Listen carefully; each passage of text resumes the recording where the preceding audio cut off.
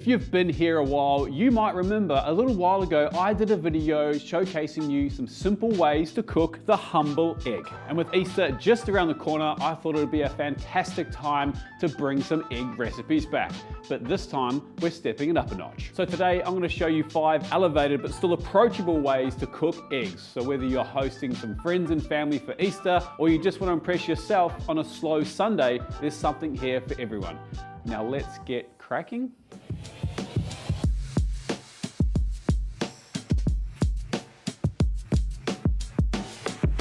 We're gonna start with one of my all-time favorite egg dishes. Why is it one of my all-time favorites? Well, it's an English dish called a Scotch egg. You're probably familiar with it. And I grew up eating these things with my old man. My dad's English. They were always hard-cooked eggs, which I kind of disagree with. I think the yolk should be runny, so that's what we're gonna do today. So to start, we've got our eggs. We've got some water that's boiling. We're gonna turn that right down to a simmer. Just a light ticking over. We're gonna make 4 Scotch eggs. We're gonna place 4 eggs in the water.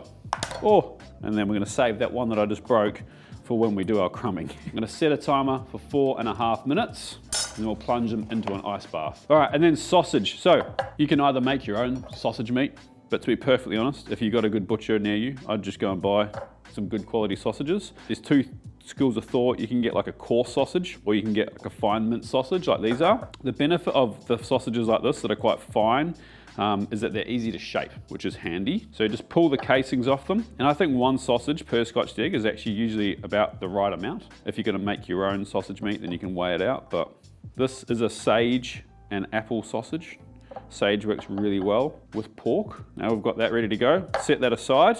Wait till we've got our eggs, and then we can roll them. These have been cooking for 4.5 minutes. Time to get them out. We're gonna leave those in the water for another 5 minutes, just to make sure they're fully cool all the way through. So these should be nice and cool now. It's got a tray here, and I'm gonna put them on once I've peeled them with some paper, because we wanna make sure the outside is nice and dry. So take your egg, tap it all the way around the outside, and then there's gonna be an air pocket somewhere in the egg. You can see here that the shell is kind of coming in more. It's a good place to start peeling eggs, because what you want to do is not only pull the shell off, but you want to try and get under that membrane, which is quite important. And then if you get to this point and you've got like a piece of little shell like that, just dip it in your water and then nothing happens.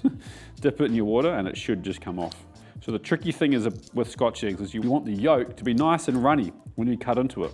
So you'd think you'd want it to be really runny, the egg, like the egg's still white, because you're gonna deep fry this, right? And you need to cook the sausage while you're deep frying it. But if you do it there, if you really undercook them, they become really hard to handle. So I can feel this egg here is still quite runny on the inside. Like I don't think that white would be fully cooked yet, which is what we want, but the outside is fully set. So that's the benefit of starting in hot water already, because there's a lot of theories about starting eggs in cold water and then bringing them up. And that makes perfect sense if you're just having eggs and soldiers or something. But I think when you're making a dish like this, you really want that outside set nice and hard. It's gonna make it way easier to get that sausage meat on there. So it's super important that we get these eggs as dry as we can now. So take a piece of paper towel and just pick up each one and just kind of wrap it around and dab it until it's nice and dry. All that moisture off. So I've got another tray here, which I'm gonna put a piece of paper on just to stop them sticking.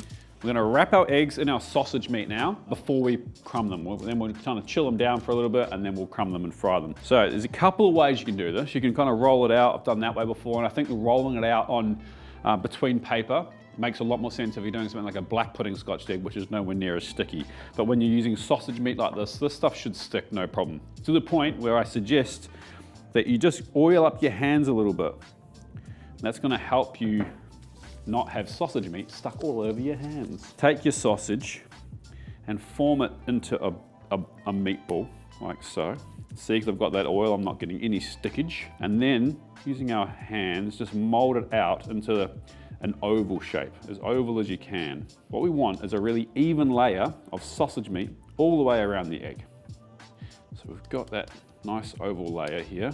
Take one of your eggs, in that goes, and you're gonna bring all the sides up around it. And you can use gravity to help you. It sounds weird to say use gravity to help you, but you want to kind of encase the egg all the way around evenly, and then you want to pinch the seams. Now this is where sometimes the oil can be tricky, because the oil will stop it from pinching. But if you just keep working that sausage meat in there, and then you want to pinch the seams. Now this is where sometimes the oil can be tricky, because the oil will stop it from pinching. But if you just keep working that sausage meat in there, you should be able to pinch all the seams. So you have one homogeneous piece of, my favorite word, isn't it, homogeneous? One homogeneous sausage all the way around your egg. Now you shouldn't need to season your sausage meat. You know, it should be seasoned with, from the butcher. We will season the flour that we're gonna dust this in before we crumb it. We'll talk about that in a second. Just working it around so that it kind of stays the same shape as an egg, a large egg. And that just ensures you have that kind of good look, and also that you should have a good even coverage. There we go. Rinse and repeat with the other ones, and then we'll crumb them.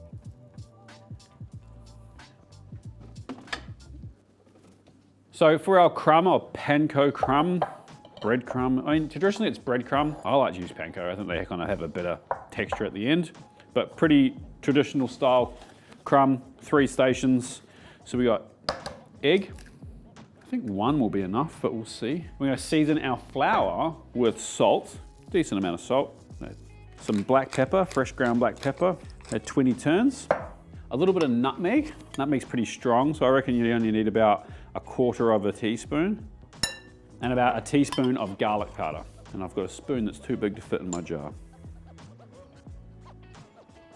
We're just gonna whisk our egg so it's nice and homogeneous. Well, it's gonna be touch and go if that's enough, but we'll see.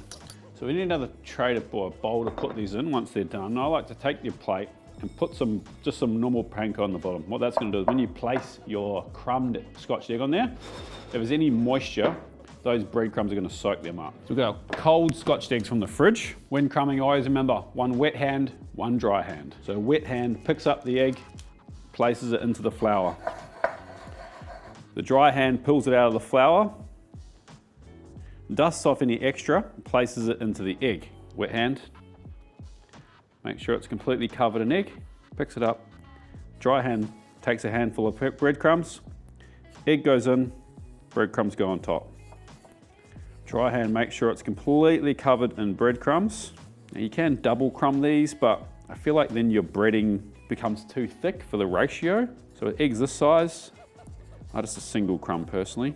Dry hand pulls it out and places it into our prepared tray with some breadcrumbs in it. Rinse and repeat. And true story, my grandfather was a Dutch immigrant to New Zealand, and he had a poultry farm. He started in Wellington, and then he had a milk run, and then he started with some chickens in his backyard, ended up with a pretty sizable poultry farm in New Zealand. The stories of him in the early days, he would he'd be working hard in the sheds, and if he was hungry, he'd just crack a raw egg into his mouth. You know, it's like the original superfood. Now, I don't think I suggest that you crack raw eggs into your mouth, but yeah, I think they are the original superfood, aren't they? They're kind of convenient to take around. Hard-boiled eggs have become pretty popular these days for people to get all their protein in. My grandfather's name was John, and he's one of my idols. He was a hard-working man.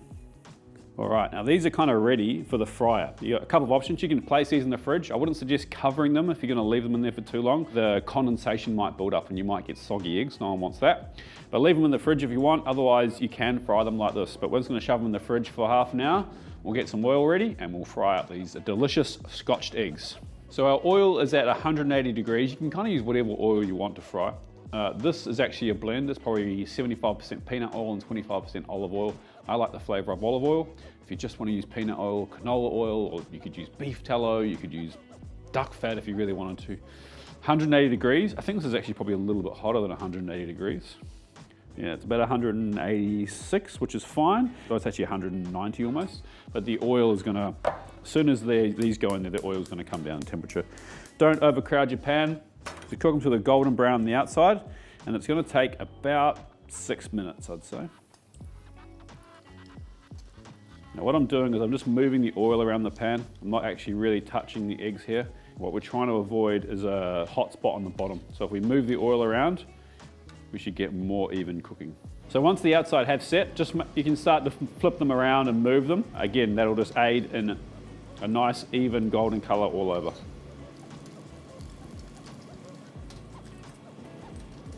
So when they come out, you can hit them with a bit of salt on the outside.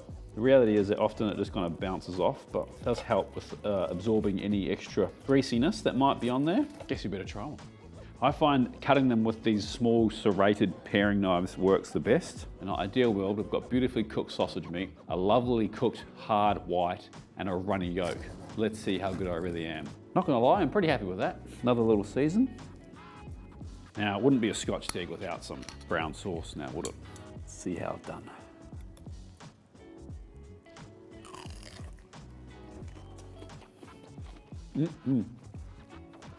Excuse me while I eat this. It's delicious. And crunchy outside, nicely cooked white with a lovely jammy, luxurious yolk. Scotch eggs, they're delicious.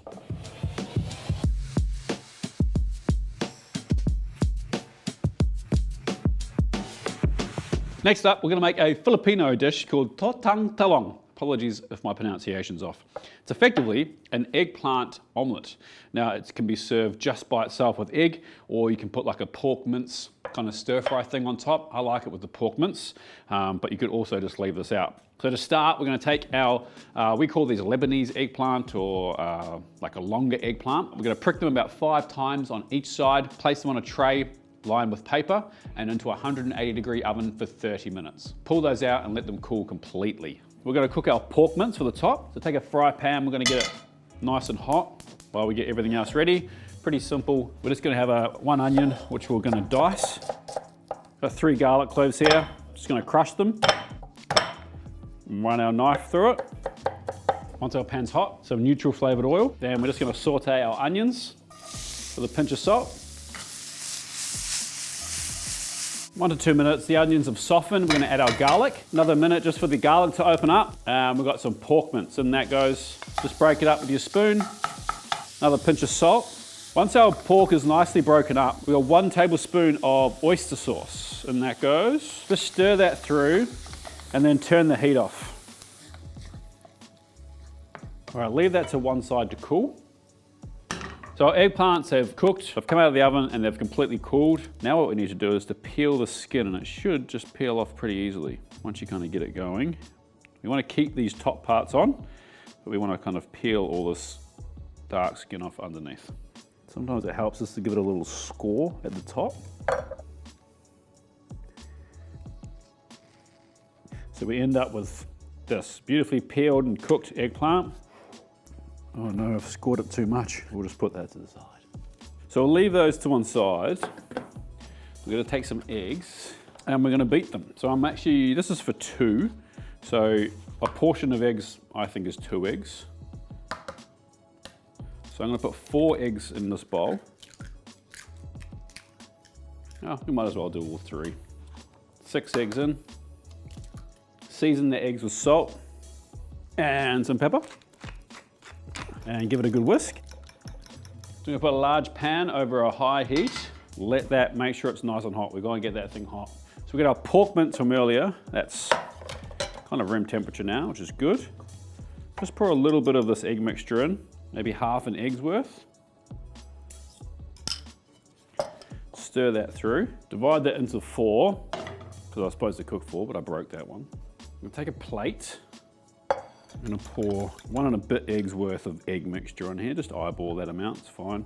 We take our eggplant and we're gonna mush it, fan it out really far.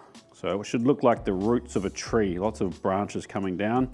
And as long as they're all kind of stuck together at the top, which is why with that one that I kind of messed up, became a bit of an issue, it should work pretty well. So you want like a big root system of a tree, which is a very weird way to describe it, but it makes sense in my head. Make sure it still moves around the plate, which this one does, which is great. Pan's hot, get some oil in there. And then once that oil's hot, we're gonna slide this whole thing into the pan. I'm gonna bring these edges in a little bit, and then get 1/4 of that pork mince that we cooked earlier with the egg through it. The egg's gonna help it stick to the rest of this egg. Turn that down a little bit, that pan. Make sure it's evenly spread. Let that fry a little bit. I like to tuck these edges over a bit. Helps us kind of keep that pork filling in a bit. So I do want to flip this. There's a couple ways you can do it. If you're unconfident in using a flipper, which is perfectly fine, you can put another plate on top and then flip the whole thing. If you're gonna do it that way, just be careful you don't have heaps of excess oil, because you run the risk of that hot oil coming back on you. Or you can just, a confidence flip should be fine. Should be, as I say, I'm doing this. Maybe help support the the head because we don't want that to fall off at this point. Kind of just for aesthetics. Now I'm going to flip this towards me, which is kind of naughty. So I'm going to stand to the side. There we go. And why is it naughty? Because it's going to splash back towards you. That's why I stood to the side, but you should really flip away from yourself. Turn that heat back up. Just let that underside set and we're good to serve. All right, I think we're done. Heat off. Onto a plate. Serve it over rice if you want as well, if you need some more carbs. Then to garnish, just a little bit of soy sauce for seasoning effectively. And then something very Filipino, and I think I've only ever seen this condiment in the Philippines. Let me know if you want me to do a video on it. Banana ketchup.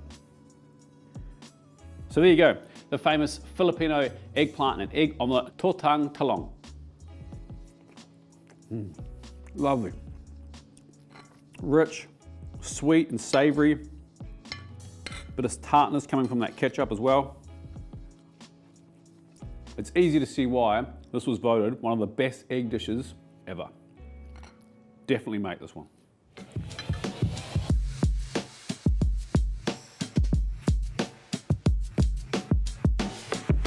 Next up, Tortilla De Patatas. Classic Spanish dish, lots of versions of it, well, a few different versions, some in the north and south are kind of different. This is the version I like the best.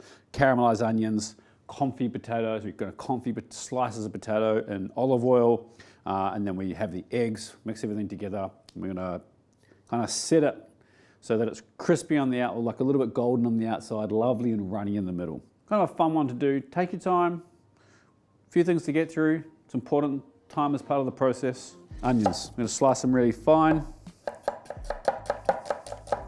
And then we're just going to get them into a pan with a couple of tablespoons of olive oil. We're going to caramelize them really slowly, medium to low heat, stirring them every 3 to 4 minutes until they're a lovely golden color. All right, I'm going to move those out to the back there, let them do their thing.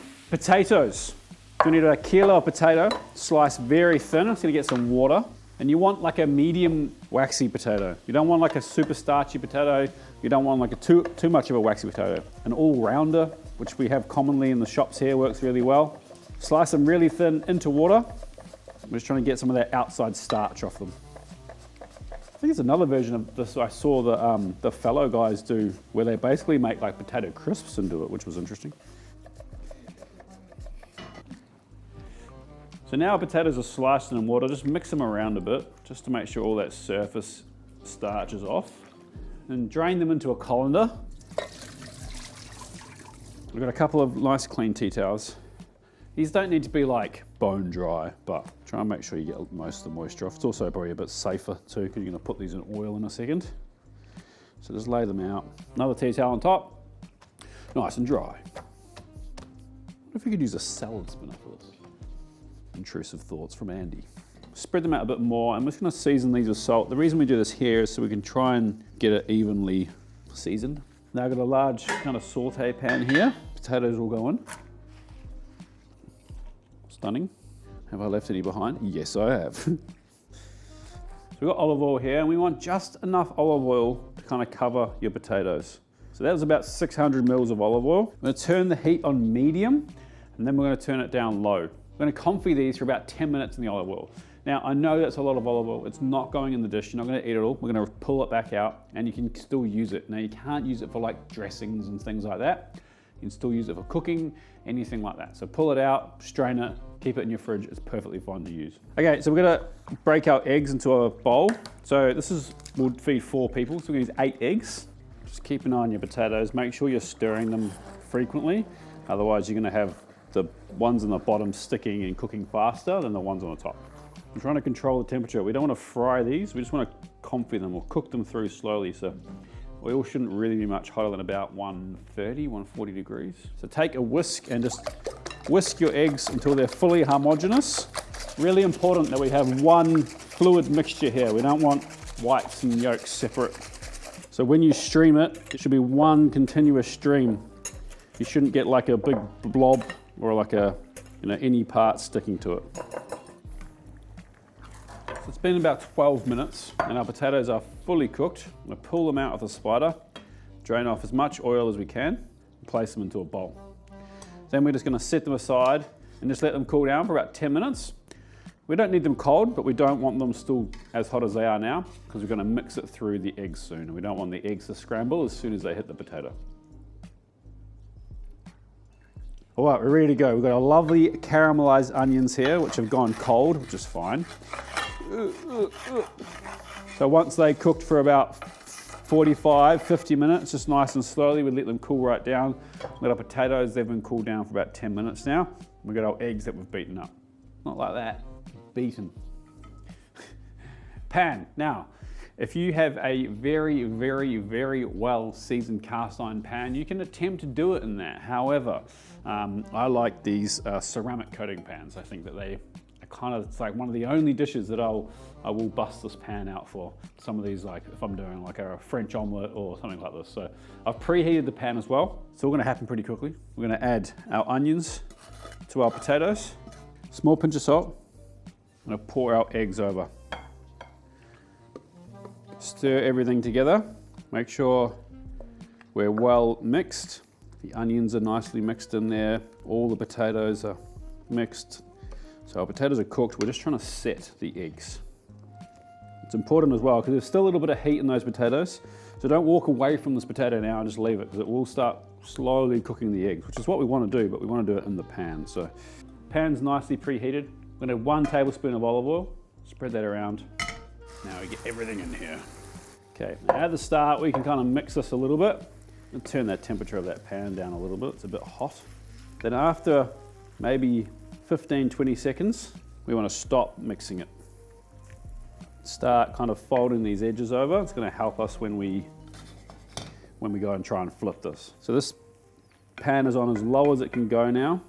What we're trying to do is set this outside. Make sure it's nice and flat at the top, and then we're just going to kind of leave it. Give it a little shake every now and then, let it cook through.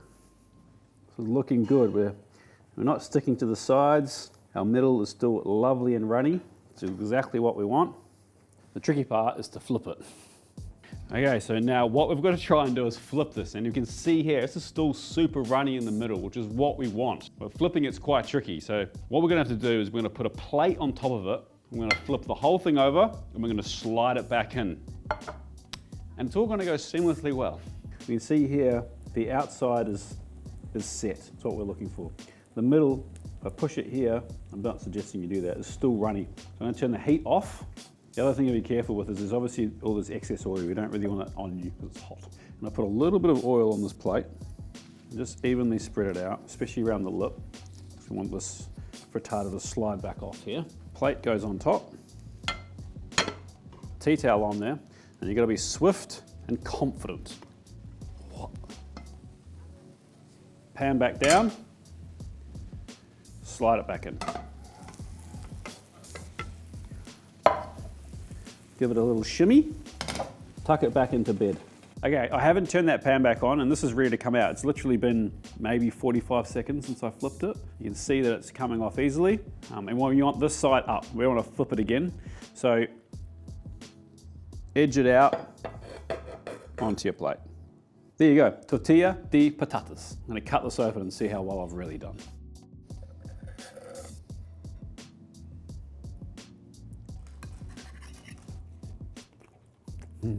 If anything, it could be a little bit runnier.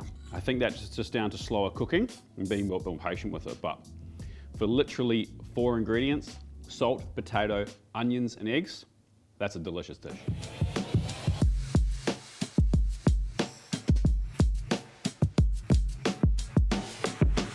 This is a classic. I was just thinking, I can't remember where I first made this dish. It must have been London somewhere. Oh, actually, no. It was when I came to Sydney and I worked in a restaurant called Felix. It was a French restaurant. It's still there, actually. We're making double-baked Gruyère cheese soufflés. A classic. They're delicious. It's kind of old school, but I kind of like that. It feels like it's coming back. Pretty simple to make. We make a roux. So to make a roux, we've got like a saucier pan over a high heat. We're going to add some butter to that. I just want that butter to melt. While that butter's melting, there's something we can do, while we're waiting for a few things to happen. We have to grease and flour these molds. So you just take some kind of softened butter and just run it all around on the bottom. You don't want too much, you just want it kind of lightly greased. So if you have too much in there, it'll pull up and get all greasy. So get like a paper towel and just kind of even that out and pull out if there's any excess. Save that for the next one. Put a little bit of flour in there. I'm gonna roll it around so it's completely dusted in flour, and then we tap out any excess. Repeat with the rest in your spare time. Now our butter is melted, we're gonna add the flour. Whoa, I've gone a bit crazy, I've lost my mind. We're gonna whisk the flour into the butter. Ideally get all the flour in the pan, not next to the pan. Turn your heat down. I'm just gonna cook this for about 1 to 2 minutes. We're not trying to make a dark roux like we're making gumbo. We just wanna make sure we cook that flour out. Otherwise, if you don't cook it out, you end up with like a raw flour taste in your souffle, which is not very nice. So our flour's cooked out. We've got some milk here. You can kind of put this in cold. I do it a little bit warm. Just add a little bit in, stir it in. Add a little bit in, stir it in. Turn the heat off. This is rapidly boiling. And just whisk this until it's reasonably smooth. Okay, so heat's off. To our white sauce, we've got some mustard powder. And I'm gonna finely grate in about 1/4 of a fresh nutmeg. And then I'm gonna add some grated Gruyere cheese. It's basically making cheese sauce. Stir that through. Now we want this to come down in temperature a bit, because next we're gonna add the yolks. But we'll just stir that cheese through until it melts. We wanna keep stirring this, and the reason being is we don't want it to form a skin at all. I'm gonna go back to my molds quickly. I'll take some butter, grease the mold. I feel like a diesel mechanic. Just making sure my bearings are nicely greased up. Flour in, roll it around, just like a concrete mixer. Full of weird analogies today, aren't I? Okay, time for the eggs. Egg whites, egg yolks. We're gonna whisk our whites till they're nice and fluffy. We're gonna fold our yolks through here. So the best way to split eggs, crack it on a flat surface, break it in half, carefully. We're trying not to get any shell on this. Let the white drop as much as you want. Pour the yolk onto your hand and let the white come through your fingers. Keep the yolk aside and repeat. We need 3 eggs for this recipe. So we're gonna save our yolks for now. At the moment, we're just gonna focus on whisking our whites, and we want really stiff whites. That's what we're looking for, stiff peaks. So we take our base sauce here, just make sure it's nice and smooth still. First thing we do is add our yolks. We're gonna stir those through, which is gonna add a lovely richness to the sauce. Once that's evenly distributed, we'll start the whites. So add about 1/3 first, and that's kind of the sacrificial third. So what this does, it'll loosen this up a little bit. It's gonna make it easier to fold through the rest of the whites. When we talk about folding things through, especially in baking, is we're trying to kind of cut through the sauce. And why do we want to cut through the sauce? That's because we're trying to keep as much air in these whites as we can. Make it nice and light and fluffy. So a rising agent in the souffle is the egg. So think about a cutting motion. You shouldn't have your spatula or Maurice kind of going through the liquid like this. It should always be going through like this. Is that a good demonstration? I don't know. Cutting through, don't cut through like this, cut through like this. So the Maurice is rolling around in my hand. It's not kind of staying in one place. When I say rolling, I mean it's doing this in my hand.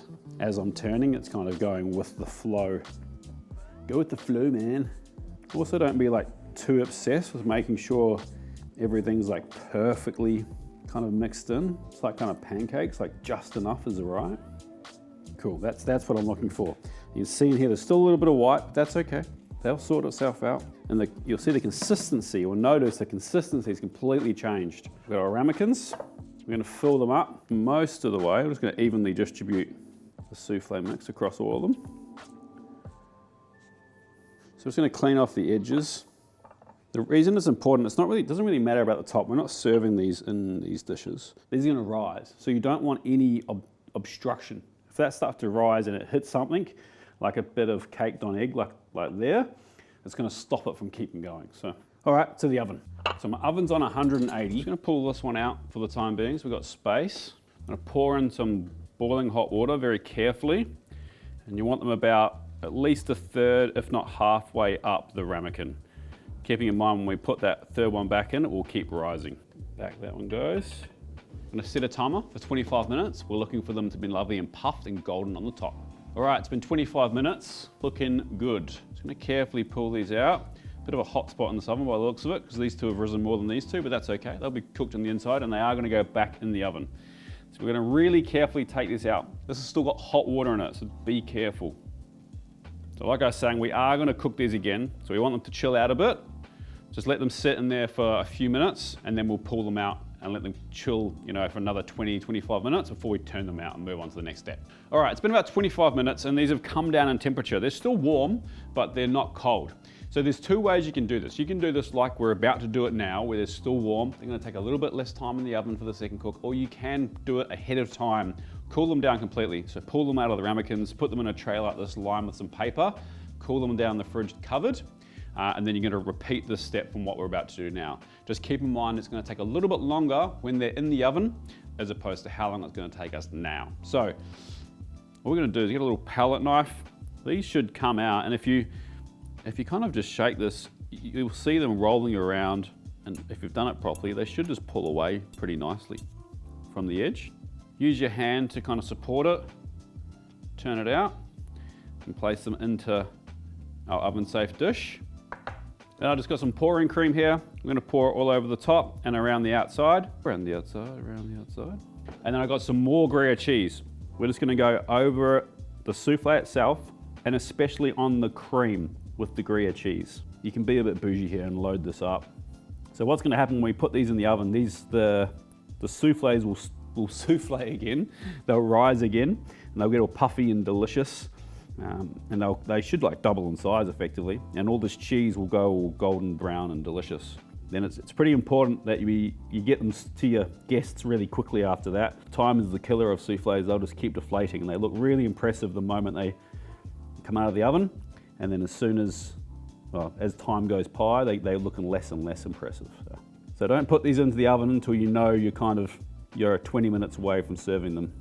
If anyone that works in restaurants knows that when they serve soufflés, there's nothing worse than when your soufflé is ready to go and there's no server there to take it. And you're like, and you start dinging the bell like a madman.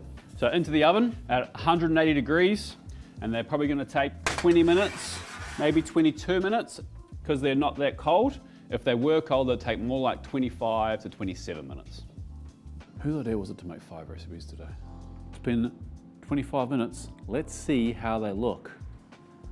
Stunning. Look at that. All right, the trick is with soufflés to serve them fast, because the longer you wait, the more they kind of deflate. And that rhymes. A little bit of chervil, because, it's French. Some nice chopped chives would go in here really well if you couldn't find any chervil. Très classique. Let's have a taste. Look at that. Golden and cheesy. Hot, hot.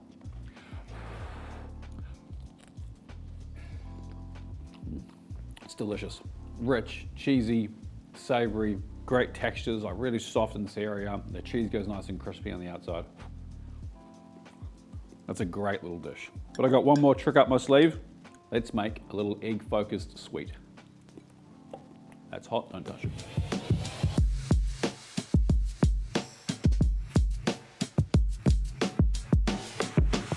And finally, another retro dessert. I went very retro for the last two ones, didn't I? We're gonna do a floating island, which is a poached meringue with custard underneath it, a few berries on top. It's actually really simple, and it uses both the egg whites and egg yolks, which is great. You don't have any wastage. So we're gonna add about 500 mils of milk to a small saucepan. We're gonna turn the heat on low. Now we're trying to bring this milk up to temperature, but we don't wanna boil the milk. We just want it to just slightly, almost simmer, but not quite. We're just trying to get some heat in it. So to prep our vanilla, I'm just gonna take a knife, and then we're just gonna really carefully try and cut down the middle of that vanilla bean. I kind of find it easier to leave my knife in one spot and pull the vanilla bean back for some reason. Open that up, and then using the back of our knife, we're just gonna scrape all those beans, the little vanilla beans, out of the pod. And add that to the milk. Make sure you get them all. I love the smell of vanilla. We're also gonna add this vanilla bean pod in there as well to help infuse the milk. We're gonna poach our meringue in the milk, and then we're gonna make our custard from the milk. We're gonna take 4 eggs, gonna split the yolks And we're gonna have them separate and put the whites in the bowl of our stand mixer.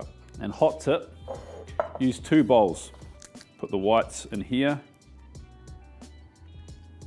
the yolks in this one, and then pour your white in. Why do we do that? Because if you mess up one of these and you've got 4 or 5 egg whites in there and you accidentally put a yolk in here or a piece of shell, it's much better to only waste 1 egg than waste all of them. We're gonna place our bowl into a stand mixer, put the whisk attachment on. So I'm gonna whisk the egg whites on a medium to medium-high setting with nothing else in them until we reach a soft peak. Okay, now we're at a soft peak. Turn the speed to medium. We're gonna slowly add 140 grams of caster sugar. So we're not quite there yet, but we're close. Just take a little piece of meringue, it's probably too much to be honest, and put it in your fingers and just rub your fingers together. And if you can feel any grains, it's not ready. It means the sugar hasn't dissolved yet. Finally, just gonna add the corn flour.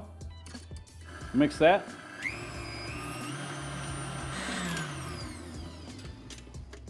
And it's done. It's the best part. It's the only reason I make desserts. So our milk's come up to temperature. Probably needs to be a little bit hotter than that, but we don't really want it boiling. I don't want it like just simmering. I've got a plate here ready with a piece of paper towel on it. I've got 2 spoons. We're gonna do what's called rocher. Some people call it quenelle. Technically it's a rocher. Let's not get technical here. Take some meringue and then you use your spoons to create a rugby ball shape. Someone criticized me in a video not long ago for saying using the analogy of a rugby ball shape. And I think their like criticism was that like no one knows what rugby is. In my part of the world, everybody knows what rugby is. In they go. You don't want these touching. You might need the other spoon just to help it come off. So you can probably fit 3 in a saucepan that size. You don't really want them touching, and 3 is enough for a portion as well. So they're gonna take 2 minutes, and then we're just gonna flip them really carefully. Get your spoon under it and just flip it over. Another 2 minutes on that side. You see how much they're puffed up. It's been another 2 minutes. We're ready to pull these out. Just use a slotted spoon, carefully lift it out. It's as light as a feather onto a plate with the towel. I'm gonna let these cool completely.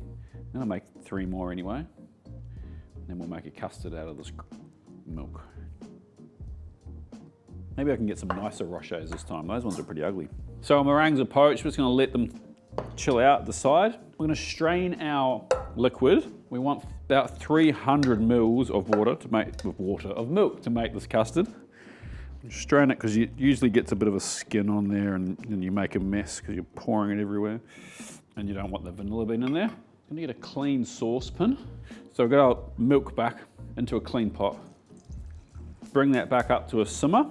Now again, we don't want this to boil, we just want it hot. So turn that temperature right down.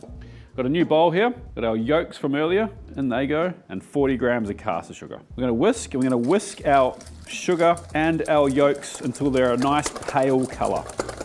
So we're gonna slowly add our hot milk. I just wanna do this slowly and try not to make a mess like I am now. And the reason we do it slowly is because we're trying to temper the eggs. We don't want to completely boil them or cook them or scramble them effectively. So slowly pour it in, mixing the whole time. Why am I making such a mess today? Once you get like 2/3 of it in there, you can pretty much dump it all in. Put your saucepan back on the stove with no heat, and add everything back into the saucepan. Turn the pot on a low heat, and we're gonna cook this egg yolk out, cook the custard until it's nice and thick, and we'll coat the back of a spoon. So you can have this dessert like room temperature, like I'm gonna serve it, or you can even serve it cold. You could cool this, the meringues right down in the fridge, and you can cool the custard right down and just serve it cold. Or you can kind of serve it like room temp. Custard's one of those things that feels like you're kind of sitting there staring at it and you're thinking, does this work? Have I done it right? And then all of a sudden it just starts to thicken up really quickly. Make sure you keep moving it. Make sure you're scraping on the bottom in case there's any little bits that you've caught. We are almost there. See here, it's thickening up nicely. What we're looking for is for it to coat the back of a spoon really nicely. And that way, once it chills down, it will firm right up. So when we say coat the back of the spoon, this is what we mean. If you coat the back of your spoon and you run your finger through it, that line should stay separated. So I've turned the heat off now. Okay, so just be careful, until you take this out of the pan, there's a lot of residual heat in the pan, so it'll keep cooking. So I'm just gonna find some dishes to pour this into. So to serve this, like I was saying, if you want it cool, what you do is you pour this out into any container, cover it with cling film on the top so it doesn't grow a skin, and then leave it in the fridge to cool down completely, and you'd plate it the same way. If you don't like we're doing it, where we're gonna kind of serve at room temperature, I'm actually just gonna let this custard cool. Oh no, me trivets broke. I'm gonna let this custard cool and just keep kind of mixing it, and then I'll plate it after. I'm just gonna let that chill out for about 10 minutes. I'm gonna stir it every 1 minute so it doesn't form a skin, and then we'll plate. So we've got our anglaise, our poached meringue, we've got some pistachios that I've just kind of run my knife through to cut up a little bit. Tried to keep nice and chunky because we want the texture. And then some blackberries that I've just cut in half to garnish. So we've got a plate. We're just gonna pour some of our custard on the bottom, just enough to kind of cover the bottom. Got our meringues, pistachios, and our blackberries. There you go, floating meringues with pistachios and blackberries. A timeless classic. But let's see what it tastes like. All right, get some of everything. Meringue, custard.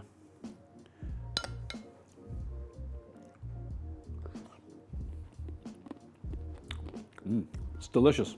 It's sweet, it's so soft and delicate, but it really does benefit from the pistachios and the blackberries from a textural component, as well as like a nice pop of kind of, berry citrus flavor in there as well. Delicious. Well, I hope you've taken something from the slightly more advanced eggs video from the last one. A huge thank you to our sponsor, Australian Eggs, for sponsoring today's video.